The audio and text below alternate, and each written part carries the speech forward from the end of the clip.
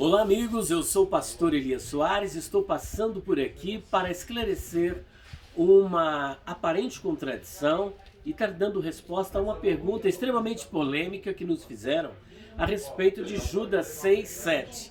A pergunta é: quem são os anjos ali em Judas 6:7?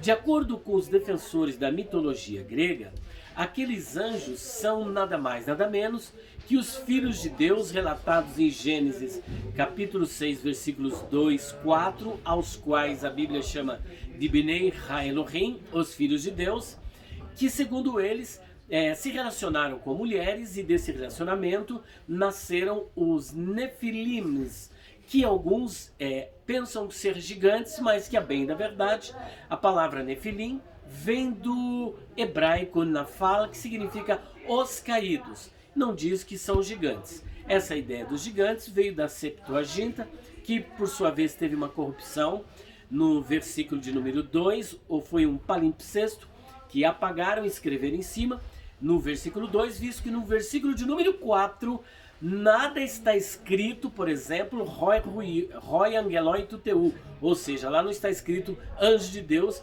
mas estava escrito nos dois textos, Ruioi Tuteu, ou seja, os filhos de Deus.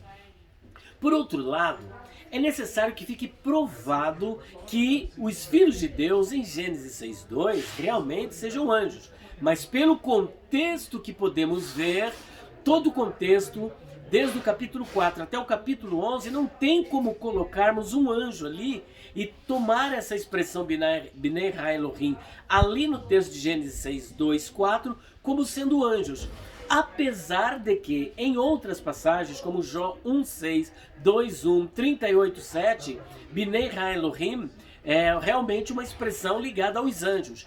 Mas nós não fazemos exegese, interpretação, através de uma palavra. Nós usamos a palavra, mas devemos levar em consideração o contexto, porque uma palavra, ela dentro de um campo semântico pode ter uma variedade de significados, como acontece com a palavra nefesh, que é alma, e que também pode ser sangue, que pode ser garganta, que pode ser pessoa.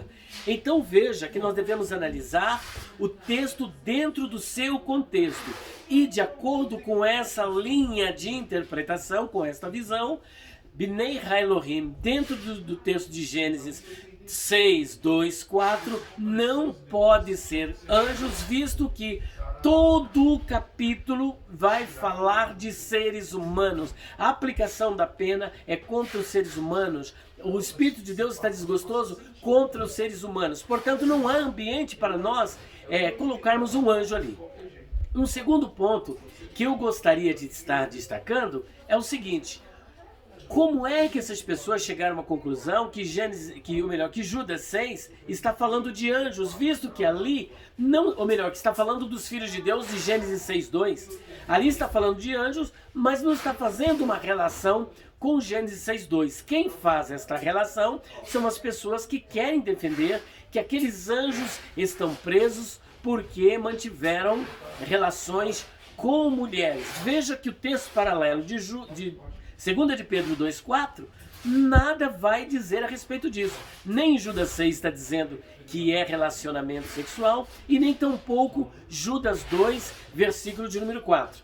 E por último, já que esses anjos estão presos porque, segundo eles, mantiveram relações com as mulheres, a pergunta que fica é a seguinte: qual é o pecado maior?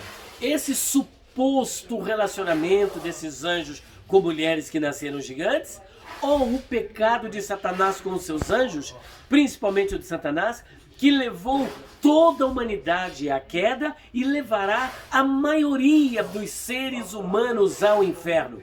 Ora, se o pecado dos anjos era tão grave assim que os levaram à prisão, por que Satanás não está preso? E por que os outros anjos também não estão presos e eles estão soltos? Será que esse pecado dele, de Satanás e dos anjos, não é muito maior do que esse suposto pecado desses anjos de Judas 6 e 7? Fica esta questão, esta pergunta, para que os defensores da mitologia grega e amparados pelo livro apócrifo de Enoque respondam para nós. Deus abençoe a a todos vocês, em nome de Jesus.